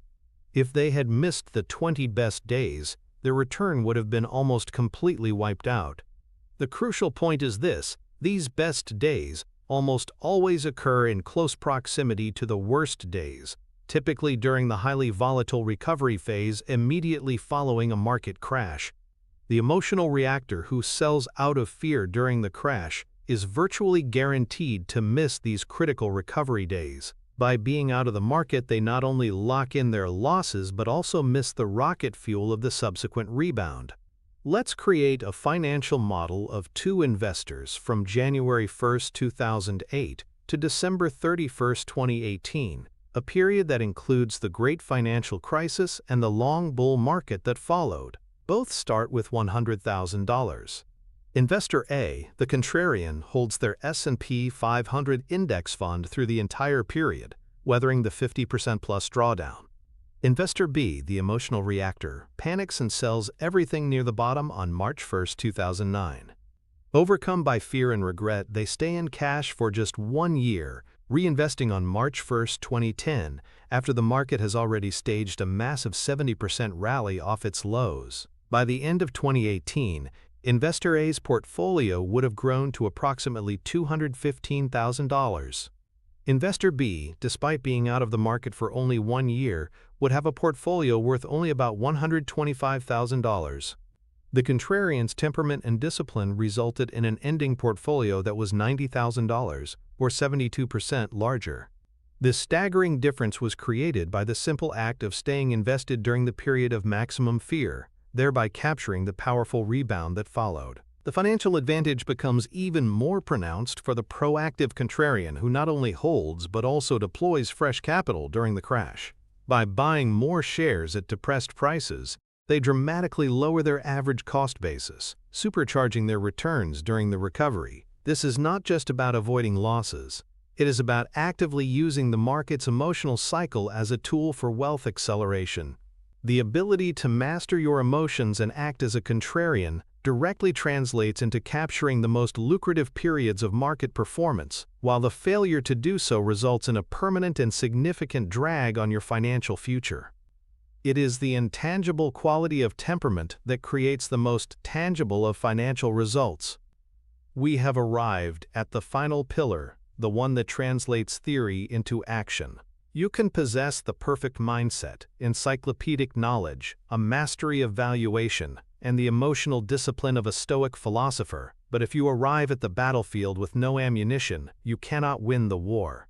The fifth pillar is the most brutally practical of all: capital allocation and the patient predator. This is the discipline of preparing your war chest.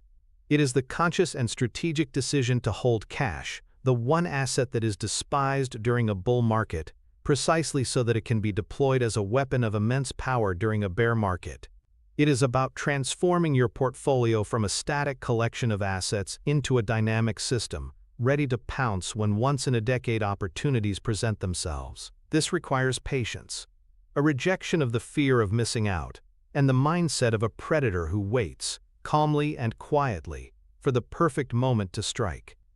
For decades, Warren Buffett and Berkshire Hathaway have been criticized by Wall Street analysts and financial commentators for one consistent behavior: holding enormous amounts of cash and short-term treasury bills on their balance sheet. During raging bull markets, this cash hoard is seen as a drag on performance, an unproductive asset that is earning a paltry return while the stock market is soaring. Pundits label Buffett as out of touch or having lost his touch, arguing that this cash should be deployed to boost short-term returns. In 2017, as the market was hitting new highs, Berkshire's cash pile swelled to over $100 billion, intensifying the criticism. Buffett's response was always the same: he would not deploy capital just for the sake of being active. He would only invest when he could find the right business at the right price. He was demonstrating the discipline of a patient predator. This massive cash position is not a sign of indecision. It is a carefully managed strategic asset. Buffett understands that in the world of finance, liquidity is like oxygen. You don't notice it when it's plentiful, but it's the only thing you care about when it's scarce. A market crash is a liquidity crisis. Asset values are collapsing, credit is tight, and fear is rampant. In this environment, cash is not just a safe haven. It is a tool of immense offensive power. It makes you the master of your own destiny, when everyone else is a slave to their circumstances. The perfect illustration of this was Berkshire's investment in Bank of America in 2011. The market was still deeply scarred by the 2008 crisis, and a new wave of fear was sweeping through the financial sector related to the European sovereign debt crisis and ongoing litigation over mortgages. Bank of America's stock was getting hammered, falling over 50% in a few months. The narrative was that the bank might need to raise capital to shore up its balance sheet, a move that would be highly dilutive to existing shareholders. One morning, Warren Buffett was sitting in his bathtub, reading the news about Bank of America's troubles. He realized that the market's fear was creating an opportunity. He picked up the phone and called Brian Moynihan, the CEO of Bank of America. He made a simple, powerful offer. Berkshire Hathaway would invest $5 billion into the bank. This wasn't a purchase of common stock on the open market. It was a Buffett special deal. In exchange for the $5 billion, Berkshire received preferred stock that paid a handsome 6% dividend annually. But the real prize was the attached warrants, which gave Berkshire the right to purchase 700 million shares of Bank of America common stock at a strike price of just over $7 per share, any time over the next 10 years. This was an offer the bank couldn't refuse. It was a massive vote of confidence from the world's most respected investor, and it solved their capital concerns without having to sell common stock at a depressed price. For Berkshire, it was a masterstroke made possible only by its colossal cash hoard.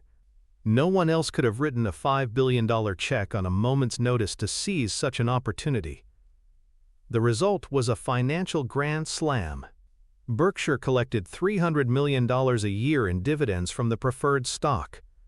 As the fears subsided and the bank's health improved, its common stock price soared. In 2017, just before the warrants expired, Berkshire exercised them.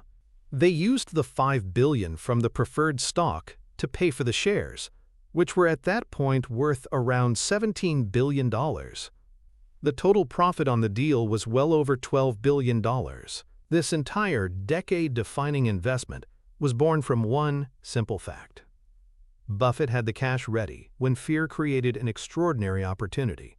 He was the patient predator who had sat through years of a bull market, accumulating ammunition, waiting for the herd to panic. When it did, he was able to strike a deal that was unavailable to any other investor on the planet. This is the ultimate financial manifestation of the fifth pillar.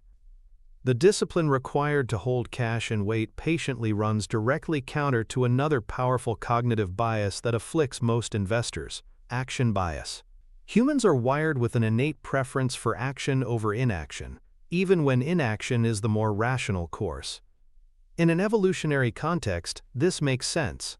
If you're faced with a potential threat, it's often better to do something, run, fight, hide, than to do nothing. In the world of investing, however, this bias is incredibly destructive. For many investors, doing something means constantly tinkering with their portfolio, buying, selling, rebalancing, chasing trends. The idea of sitting on cash feels inherently wrong. It feels like you are being lazy, unproductive, or missing out. This feeling is dramatically amplified by the 24/7 financial media, which glorifies activity. Pundits are always recommending what to buy now or sell today. The entire industry is built around encouraging transactions. This creates a psychological environment where patience and inaction are framed as failure. Compounding this is the ever-present fear of missing out, or FOMO. During a bull market, when asset prices are rising, holding cash is psychologically painful. Every day the market goes up, you are implicitly losing money relative to those who are fully invested. You watch your neighbors and colleagues celebrate their gains, and your brain interprets your prudent cash position as a mistake. The desire to abandon your strategy and jump into the market becomes immense. Action bias and FOMO work together to create a powerful psychological pressure to be fully invested at all times. This ensures that the average investor has virtually no cash reserves when a market crash occurs. They ride the market all the way to the top, fully exposed, and when the downturn begins, they are in the weakest possible position. Not only can they not take advantage of the newly created bargains, but they are often forced to sell their existing holdings to meet liquidity needs, becoming forced sellers at the worst possible time. The patient predator mindset is a conscious and deliberate rebellion against this bias. It requires reframing the purpose of cash. In the patient predator's mental model, cash is not a zero-yielding anchor dragging down returns. Instead, cash is a call option on future opportunities. It is a strategic asset whose value is not its yield, but its optionality. The value of this option explodes during a crisis when asset prices are low and liquidity is scarce. By viewing cash in this way, you can mentally override the action bias. You are not doing nothing when you hold cash. You are actively and strategically waiting for the high-probability opportunity that the market periodically provides. This mental reframe is crucial. It allows you to endure the psychological discomfort of underperforming a rising market, knowing that your patience will be rewarded with the opportunity to buy assets at prices that will generate superior long-term returns. It is the psychological discipline that allows you to have the ammunition ready when the sound of the cannons is heard. It is the final critical step in transforming you from a passive participant in market cycles to an active and opportunistic exploiter of them. To execute the patient predator strategy with discipline and precision, you need a structured blueprint that governs how you manage your capital before and during a market crash. This mental model, the tiered capital deployment plan, transforms capital allocation from a haphazard process into a systematic, rule-based strategy. It ensures you have dry powder when you need it most and a clear plan for how to deploy it. Step 1 is establishing your baseline cash allocation. This step takes place during normal or even elevated market conditions. You must decide on a baseline percentage of your investment portfolio that will be held in cash or cash equivalents, like short-term treasury bills, at all times. This figure might range from 5% to as high as 25%, depending on your personal risk tolerance and your assessment of the market's overall valuation. A 10 to 15% allocation is a common and prudent starting point. This is your permanent war chest, the capital that is off the table for investment until a significant market decline occurs. Committing to this baseline is an act of discipline that forces you to resist the temptation to be 100% invested at market tops. Step 2 is defining your market-level triggers. You need to establish objective, data-driven triggers that will tell you when to start deploying your cash. These triggers should be based on overall market valuation, not on your gut feeling. A simple and effective trigger could be the S&P 500 falling a certain percentage from its all-time high. For example, your rule might be, I will not deploy any of my war chest until the S&P 500 is at least 20% below its peak. A 20% decline is the technical definition of a bear market and historically represents a level where fear begins to outweigh greed, creating fertile ground for opportunities. You can create multiple tiers for your triggers to guide the scale of your deployment. Step 3 is creating your pre-approved shopping list. As we've discussed, a crisis is not the time to start your research. You must have a pre-vetted list of high-quality companies that you would love to own at the right price. For each company on this list, you should have already done the valuation work and established a series of target buy prices based on your margin of safety calculations. For example, for a company with an intrinsic value of $100, your shopping list might say, begin buying at $70, 30% discount. Add aggressively at $60, 40% discount. Back up the truck at $50, 50% discount. This list removes the need for complex decision-making in the heat of the moment. Step 4 is executing deployment in tranches. This is the final and most crucial step. When the market crash happens and your 20% decline trigger is hit, you do not deploy all your cash at once. The market could always fall further. Instead, you deploy your capital in predetermined tranches. A simple plan could be, at a 20% market decline, I will deploy 1/3 of my cash reserve, focusing on the companies on my shopping list that have reached their first buy price. If the market falls to a 30% decline, I will deploy the second third of my cash. If the market falls to a 40% decline or more, I will deploy the final third. This tiered, tranche-based approach provides several benefits. It prevents you from trying to perfectly time the bottom. It ensures you get some capital to work at very attractive prices, even if the market doesn't reach apocalyptic lows. And it provides the psychological comfort of knowing you have more ammunition in reserve, which makes it easier to pull the trigger on that first tranche. This entire blueprint is a system designed to enforce discipline and remove emotion from your capital allocation decisions.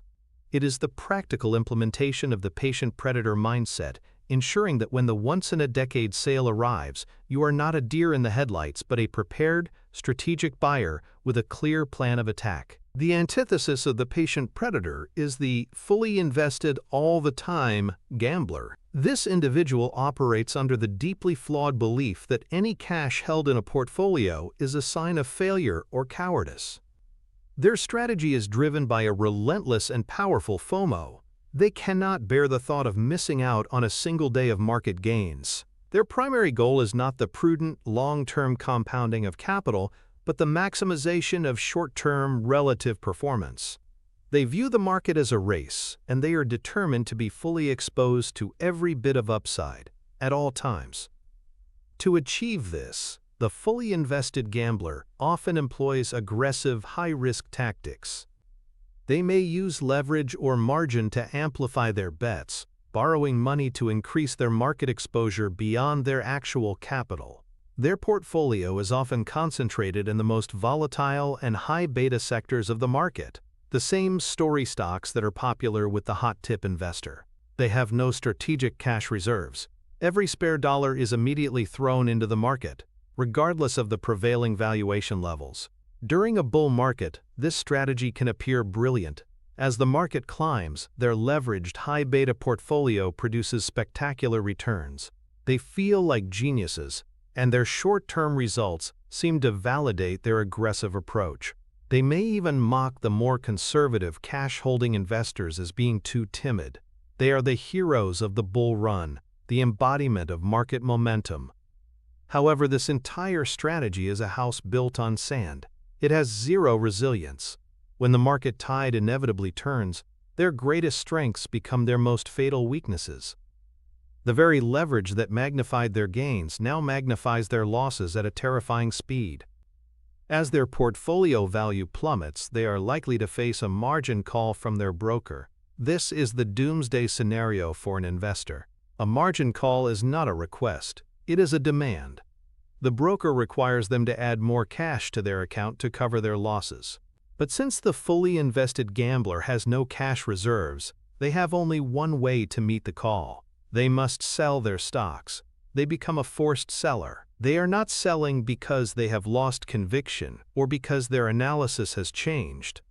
They are selling at the absolute worst possible moment, in the depths of a panic-driven crash, simply to stay solvent. This is the ultimate trap. Their strategy, designed to maximize upside, has guaranteed they will be forced to realize maximum losses at the point of maximum pain. They are completely wiped out, not just by the market decline itself, but by the fragility of their own capital structure. Their refusal to prepare a war chest has turned a market storm into a personal financial apocalypse. The patient predator, with their strategic cash reserves, is on the exact opposite side of this transaction. They are the ones with the capital to buy the high-quality assets that the leveraged gambler is being forced to liquidate at fire sale prices. This is the great transfer of wealth in its rawest form. The failure to appreciate the strategic value of cash and the psychological inability to resist the allure of being fully invested is the final and most brutal mistake that separates the 99% from the prepared and patient few. The direct financial connection of the patient-predator strategy is arguably the most powerful wealth accelerator in the entire framework. Its impact on long-term returns is not linear. It is exponential. By strategically holding cash and deploying it during periods of distress, you fundamentally alter the long-term compounding geometry of your portfolio. Let's model the financial performance of two portfolios over a full market cycle to quantify this effect. Portfolio A belongs to the fully invested investor. Portfolio B belongs to the patient predator. Both start with $100,000. For simplicity, let's assume the market starts at a value of 100. Investor A invests the full $100,000 at the start. Investor B adopts our tiered capital deployment plan. They invest $85,000 and keep $15,000, 15% in cash as their war chest. During the initial bull run, the market goes from 100 to 150, a 50% gain. Investor A's portfolio grows to $150,000. Investor B's portfolio grows to $127, 500 from their stock holdings, $85,000 asterisk 1.5, plus their unchanged $15,000 in cash, for a total of $142, 500. As the critics would point out, Investor B has underperformed by $7, 500 during the bull phase. This is the psychological pain of patience they must endure. Now the crash happens. The market falls 50% from its peak, from 150 down to 75. Investor A's portfolio is crushed, falling 50% from $150,000 down to $75,000. They are now 25% below their original starting capital. Investor B's stock holdings also fall 50% from $127, 500 down to $63, 750. However, they still have their $15,000 cash reserve. Their total portfolio value is now $78, 750. They have lost less than Investor A due to their cash buffer, but this is only the defensive part of the strategy. Now comes the offense. At the market bottom of 75, Investor B deploys their $15,000 war chest. They buy more assets at this deeply depressed price. Finally, the market recovers, returning to its original starting point of 100. This represents a 33.3% rally from the bottom of 75. Investor A's portfolio rises by 33.3%, from $75,000 to $100,000. After a wild ride, they are back to exactly where they started. Investor B's original stock holdings also rise by 33.3%, from $63, 750 to $85,000. But the $15,000 they deployed at the bottom also grows by 33.3%, turning into $20,000. Their total portfolio value is now their original holdings, $85,000, plus their newly grown crisis investment, $20,000, for a total of $105, 000. At the end of the full cycle, the patient predator is ahead. Their strategy of holding cash, which caused them to underperform in the bull market, has led to significant outperformance over the full cycle. This seemingly small 5% outperformance after one cycle becomes a gargantuan gap when compounded over multiple cycles throughout an investing lifetime. The strategy transforms a market crash from a capital-destroying event into a capital-compounding event. It allows you to systematically lower your portfolio's cost basis, which mathematically guarantees higher future returns. This is the ultimate financial payoff. The discipline to hold cash is the price you pay for the opportunity to achieve extraordinary, market-beating returns. It is the final and most powerful piece of the puzzle for turning fear into generational wealth. You have just navigated a comprehensive blueprint for transforming your entire relationship with financial markets. You've absorbed a 5-part mental operating system designed to turn the single greatest fear for most investors, a stock market crash, into your single greatest opportunity. You've learned to see the market not as an oracle to be obeyed, but as an irrational partner, Mr. Market, whose mood swings are there to be exploited. You've internalized the critical importance of staying within your circle of competence, building a fortress of knowledge that breeds the conviction necessary to act when others are paralyzed. You've been given the quantitative tools of the margin of safety, the blueprint for ensuring you never overpay and always build a buffer against uncertainty. You've explored the psychological core of a contrarian temperament, the emotional discipline required to stand apart from the panicked herd. And finally, you have a practical, actionable plan for capital allocation, for preparing your war chest like a patient predator, ready to strike when the opportunity of a decade presents itself. This is not just theory, this is a complete system for turning chaos into clarity and panic into profit. You now possess a mental toolkit that the overwhelming majority of market participants will never acquire. But here is the critical truth. A system is only as strong as its weakest link. What we have constructed today is a powerful framework for deciding when to buy. It is a masterclass in market timing, not based on charts or predictions, but on psychology and valuation. However, this framework is predicated on one massive assumption, that you know what to buy. The entire system falls apart if you apply it to the wrong businesses. Pouring capital into a mediocre or failing company, no matter how cheap its stock becomes, is a recipe for disaster. This creates a strategic knowledge gap. You have mastered one half of the equation. The other half, the art and science of identifying truly great, durable, generational wealth compounding machines before a crisis, is a discipline all its own. The blueprint on your screen right now is the missing link. It is the next piece of the map. It bridges the gap between the when and the what. It is a deep dive into the very filtering mechanism that Warren Buffett uses to populate his shopping list.